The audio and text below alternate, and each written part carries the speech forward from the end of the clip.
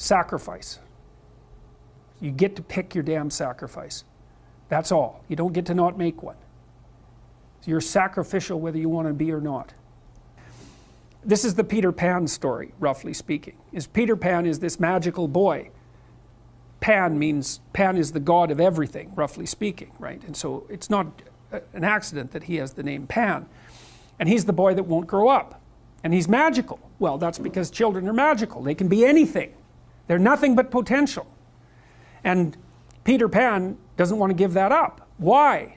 Well, he's got some adults around him, but the main adult is Captain Hook. Well, who the hell wants to grow up to be Captain Hook? First of all, you've got a hook. Second, you're a tyrant. And third, you're chased by the dragon of chaos with a clock in its stomach, right? The crocodile. It's already got a piece of you. Well, that's what happens when you get older. Time has already got a piece of you. And eventually, it's got a taste for you. And eventually, it's going to eat you. And so Hook is so traumatized by that he can't help but be a tyrant. And then Peter Pan looks at traumatized Hook and says, well, no, I'm not sacrificing my childhood for that. So that's fine, except he ends up king of the Lost Boys. In Neverland, well, Neverland doesn't exist, and who the hell wants to be king of the Lost Boys? And he also sacrifices the possibility that he'll have a real relationship with a woman, because that's Wendy, right? And she's kind of conservative, middle-class, London-dwelling girl. She wants to grow up and have kids and have a life. She accepts her mortality, she accepts her maturity. Peter Pan has to content himself with Tinkerbell. She doesn't even exist. She's like the fairy of porn. She doesn't exist. She's the substitute for the real thing. And so, but the dichotomy that you're talking about is very tricky, because there's a sacrificial element in maturation, right? You have to sacrifice the pluripotentiality of childhood for the actuality of a frame. And the question is, well, why would you do that? Well, one reason is it happens to you whether you do it or not. You can either choose your damn limitation, or you can let it take you unaware when you're 30, or even worse, when you're 40. And then that is not a happy day. And I see people like this, and I think it's more and more common in our culture, because people can put off maturity without suffering an immediate penalty. But all that happens is the penalty accrues. And then when it finally hits, it just wallops you, because when you're 25, you can be an idiot. It's no problem. Even when you're out in a job search, it's like, well, you don't have any experience and you're kind of clueless. It's, yeah, you're young, it's no problem. That's what young people are like, but they're full of potential. Okay, well, now you're the same person at 30. It's like people aren't so thrilled about you at that point. It's like, what the hell have you been doing for the last 10 years? Well, I'm just as clueless as I was when I was 22. It's, yeah, but you're not 22. You're an old infant, right? And that's an ugly thing, an old infant. So part of the reason you choose your damn sacrifice, because the sacrifice is inevitable, but at least you get to choose it. And then there's something that's even more complex than that in some sense, is that the problem with being a child is that all you are is potential, and it's really low resolution. You could be anything, but you're not anything. So then you go and you adopt an apprenticeship, roughly speaking, and then at least you become something. And when you're something, that makes the world open up to you again. Like if you're a really good plumber, then you end up being far more than a plumber, right? You end up being a good employer. Not that plumbers, I'm not putting plumbers down. It's like more power to plumbers. They've saved more lives than doctors. So, hygiene, right? So, if you're a really good plumber, well, then you have some employees, you run a business, you train some other people, you enlarge their lives, you're kind of a pillar of the community, you have your family. Once you pass through that narrow training period, which narrows you and constricts you and develops you at the same time, then you can come out the other end with a bunch of new possibility at hand. And Jung talked about that. He thought that part of the proper path of development in the last half of life was to rediscover the child that you left behind as you were apprenticing. And so then you get to be something and regain that potential at the same time. Very, very smart. Well, he was very, very smart, so that's very wise thing to know. Sacrifice. You get to pick your damn sacrifice. That's all. You don't get to not make one. So you're sacrificial whether you want to be or not. That's a good thing to know as well.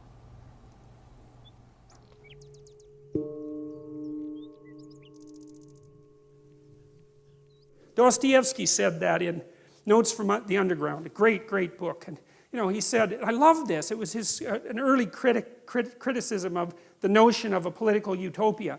He said, look, if you gave people everything they wanted, they had nothing to eat but cake, and nothing to do but sit in warm pools and busy themselves with the continuation of the species. That was his lines.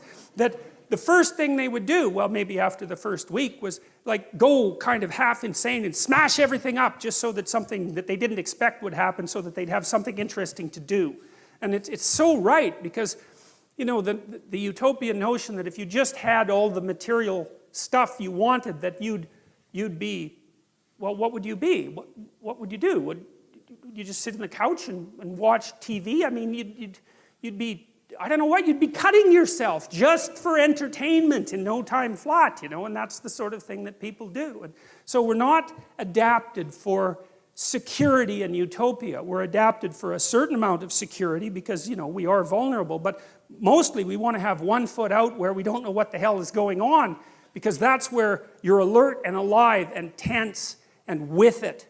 And I believe this, and I believe it actually has something to do with the hemispheric structure of the physiology of your brain, is because the right hemisphere looks roughly adapted to what you don't know, and the left hemisphere, and this is an oversimplification, but a useful one, is adapted to the world that you do know, and the right place for you to be is halfway between them. Because and you can tell that. That's what's so cool. And this tells you that this is actually reality that's manifesting itself to you. That sense of active engagement you have in the world when things are working well for you, where you should be at the right time. You're alert and on top of things and engaged, and you don't have much of a sense of time, and the sense of the tragedy of life sort of recedes. And that's when you've got one foot where it's secure and one foot out in the unknown, and your brain signals to you that you're in the right place by making what you're doing meaningful. And that sense of meaning is actually a neurophysiological signal that you've got the forces of the cosmos properly balanced in your being at that moment. And that's why it feels so good. And then, well, what else could it possibly be? I mean, our brain is capable of looking beyond our vision. That's what it's for. And that sense of engagement, there's no reason to assume that that's anything but a real signal. And you can reduce it. You could say, well, the problem with being where you know only is that you don't know everything. And that's going to be a problem in the future. And the problem with being where you know nothing is, that's just too much, man. Like, you go into panic mode, and because anything can happen there and you can't handle it. So you got to mediate between those two things. You want to be secure enough so that your physiology isn't revving out of control, and you want to be out there in the unknown enough so that you keep updating yourself constantly. And that's the place where information flow is maximized. And you know that because that's where you are when you're having a really interesting conversation with someone, or you're gripped by a book, or you're really into a movie, or maybe something that you do as apart from your work, or maybe even in your work, you're into it. And that's because you are in the right place at the right time, and your whole nervous system is signaling that to you. And I would say that's the sort of place that you should be all the time. Of course, you can't be, because no one's perfect, but that's the recreation of paradise on earth. It's something like it, because you are in the right place at the right time when that is happening. And so we're mobile creatures, right? We need to know where we're going, because all we're ever concerned about, roughly speaking, is where we're going. That's what we need to know. Where are we going? What are we doing? And why? It turns out that the way that we're constructed neurophysiologically is that we don't experience any positive emotion unless we have an aim and we can see ourselves progressing towards that aim. It isn't precisely attaining the aim that makes us happy. As you all know, if you've ever attained anything, because as soon as you attain it, then the whole little game ends. Then you have to come up with another game, right? So it's Sisyphus, and that's okay, but it does show that the attainment can't be the thing that drives you, because it collapses the game. That's what happens when you graduate from university. It's like, you're king of the mountain, for one day, and then you're like surf at Starbucks for the next 5 years, you know, so, yeah. So what happens is that human beings are weird creatures because we're much more activated by having an aim and moving towards it than we are by attainment. And what that means is you have to have an aim, and that means you have to have an interpretation. And it also means that the nobler the aim, that's one way of thinking about it, the better your life. And that's a really interesting thing to know because, you know, you've heard ever since you were tiny that you should act like a good person and you shouldn't lie, for example. And you might think, well, why the hell should I act like a good person and why not lie? I mean, even a 3-year-old can ask that question because smart kids learn to lie earlier, by the way. And they think, well, why not twist the fabric of reality so that it serves your specific short-term needs? I mean, that's a great question. Why not do that? Why act morally? If you can get away with something and it brings you closer to something you want, well, why not do it? These are good questions. It's not self-evident. Well, it seems to me tied in with what I just mentioned. It's like you destabilize yourself and things become chaotic. That's not good. And if you don't have a noble aim, then you have nothing but shallow, trivial pleasures, and they don't sustain you. And that's not good because life is so difficult, it's so much suffering, it's so complex. It ends and everyone dies and it's painful. It's like without a noble aim, how can you withstand any of that? You can't. You become desperate, and once you become desperate, things go from bad to worse very rapidly when you become desperate. And so there's the idea of the noble aim. And it's not something, it's something that's necessary. It's the bread that people cannot live without, right? That's not physical bread. It's the noble aim. And what is that? Well, it's to pay attention. It's to speak properly. It's to confront chaos. It's to make a better world. It's something like that. And that's enough of a noble aim so that you can stand up without, you know, cringing at the very thought of your own existence, so that you can do something that's worthwhile to justify your wretched position on the planet.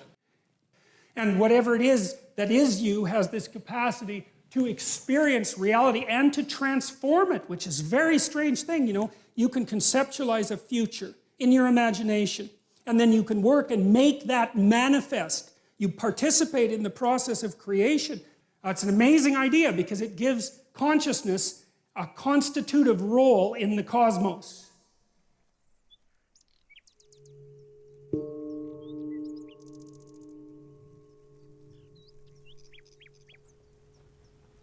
The conditions of human life are such that suffering is an integral part of existence.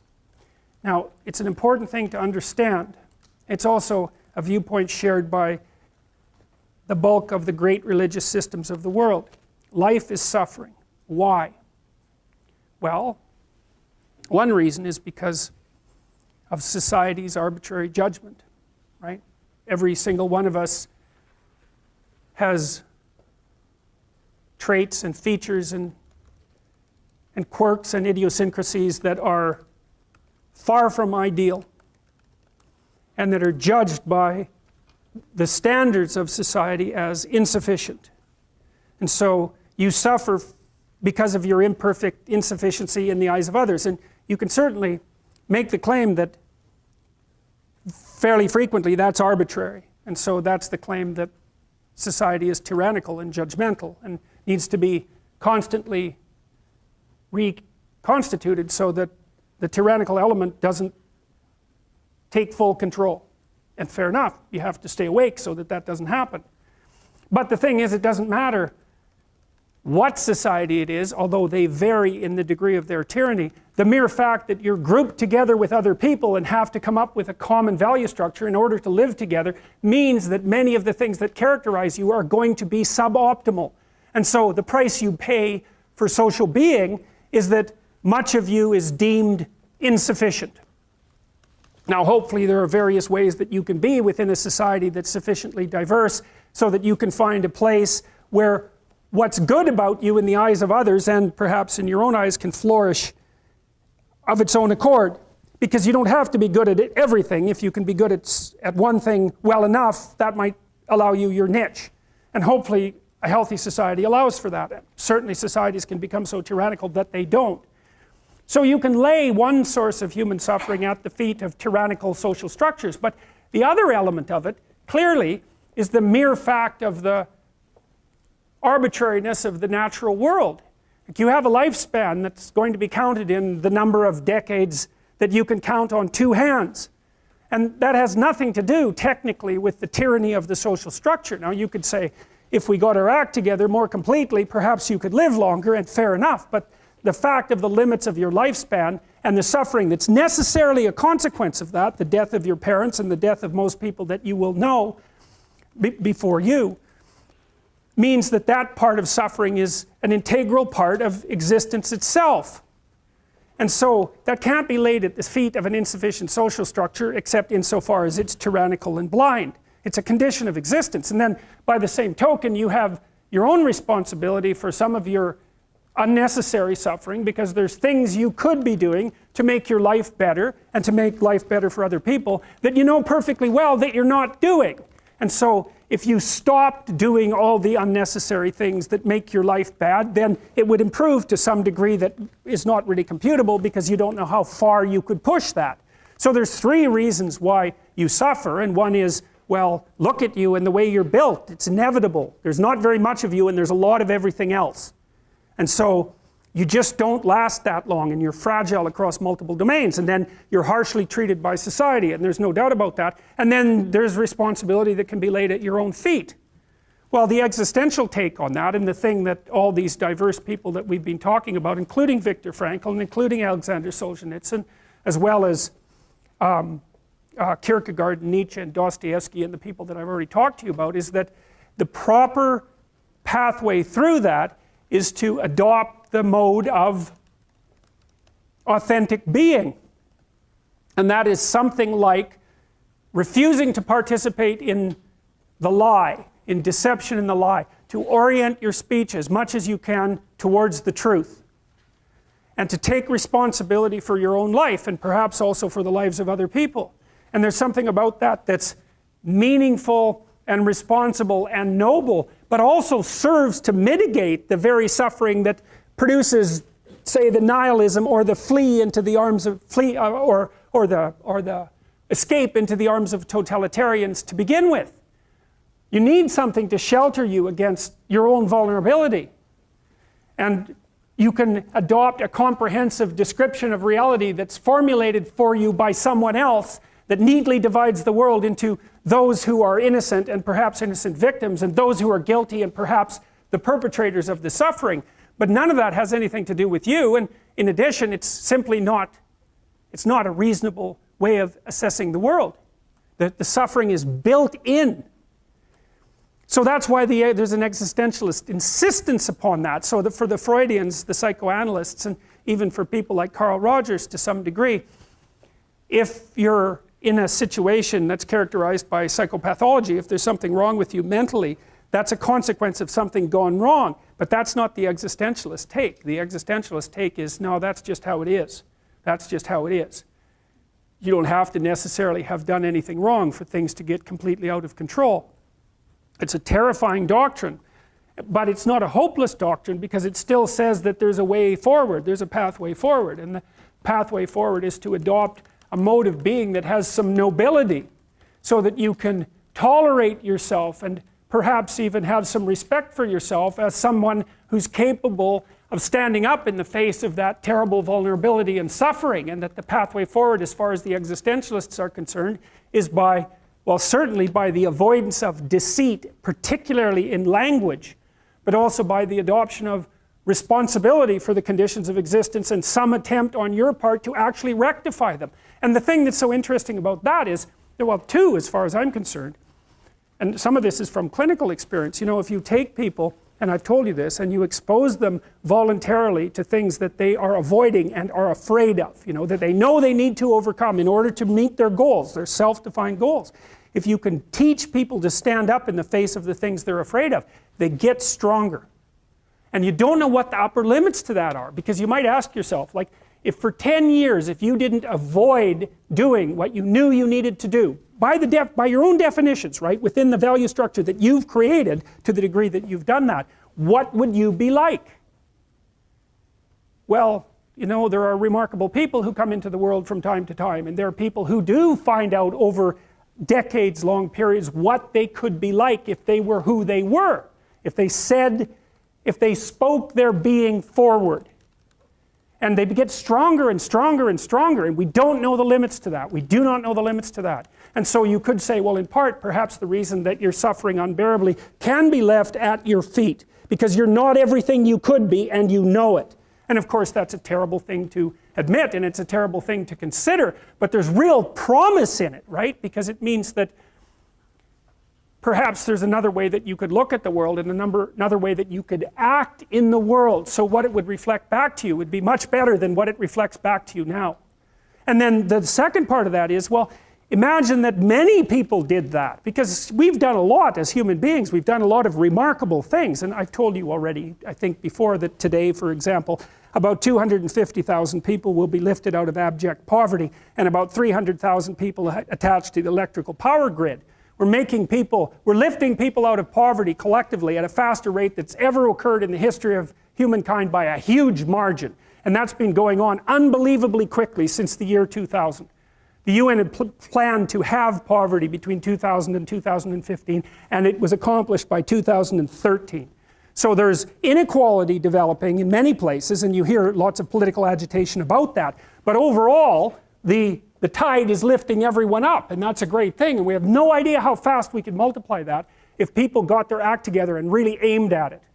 Because, you know, my experience is with people that we're probably running at about 51% of our capacity. I mean, you can think about this yourselves. I often ask undergraduates how many hours a day you waste, or how many hours a week you waste. And the classic answer is something like 4 to 6 hours a day. You know, inefficient studying, watching things on YouTube that not only do you not want to watch, that you don't even care about, that make you feel horrible about watching after you're done. That's probably 4 hours right there.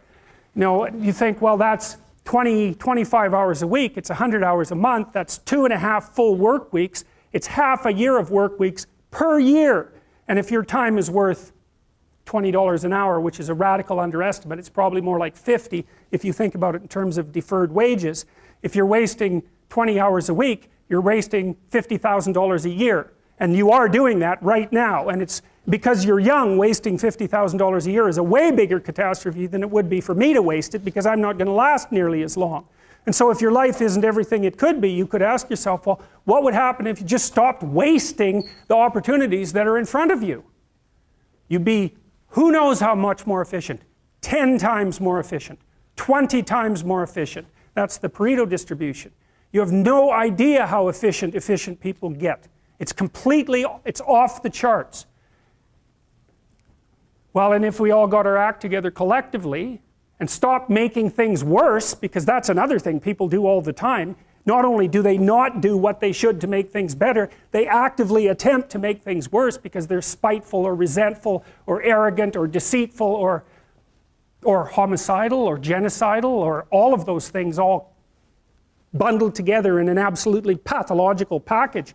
If people stopped really, really trying just to make things worse, we have no idea how much better they would get just because of that. So there's this weird dynamic that's part of the existential system of ideas between human vulnerability, social judgment, both of which are major causes of suffering, and the failure of individuals to adopt the responsibility that they know they should adopt. And that's the thing that's interesting too, is that it isn't merely that your fate depends on whether or not you get your act together and to what degree you decide that you're going to live out your own genuine being. It isn't only your fate, it's the fate of everyone that you're networked with. And so, you know, you think, well, there's 7 billion people in the world. We're going to peak at about 9 billion, by the way, and then it'll decline rapidly, but 7 billion people in the world, and who are you? You're just one little dust mote among that 7 billion, and so it really doesn't matter what you do or don't do, but that's simply not the case. It's the wrong model, because you're at the center of a network. You're a node in a network. Of course, that's even more true now that we have social media. You'll know 1,000 people, at least over the course of your life, and they'll know 1,000 people each, and that puts you one person away from 1 million, and 2 persons away from 1 billion.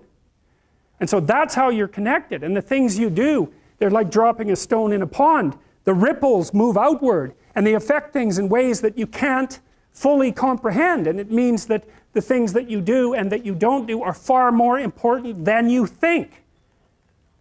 And so if you act that way, of course, the terror of realizing that is that it actually starts to matter what you do. And you might say, well, that's better than living a meaningless existence. It's better for it to matter. But I mean, if you really asked yourself, would you be so sure if you had the choice? I can live with no responsibility whatsoever. The price I pay is that nothing matters. Or I can reverse it and everything matters. But I have to take the responsibility that's associated with that. It's not so obvious to me that people would take the meaningful path. You know, when you say, well, nihilists suffer dreadfully because there's no meaning in their life and they still suffer. Yeah, but the advantage is they have no responsibility. So that's the payoff, and I actually think that's the motivation. Say, well, I can't help being nihilistic. All my belief systems have collapsed. It's like, yeah, maybe. Maybe you've just allowed them to collapse because it's a hell of a lot easier than acting them out. And the price you pay is some meaningless suffering, but you can always whine about that and people will feel sorry for you, and you have the option of taking the pathway of the martyr, so that's a pretty good deal, all things considered, especially when the alternative is to bear your burden properly and to live forthrightly in the world. Well, if you live a pathological life, you pathologize your society, and if enough people do that, then it's hell. Really, really. I hope you found this animated lecture selection engaging and useful, and would like to thank the Afterschool team for their work and their generosity. I would also like to extend to all of those watching and listening a sincere invitation to further explore what my team and I are offering on this YouTube channel, my podcast, and in my books. Your engagement is most welcome, and your attention and interest most genuinely appreciated.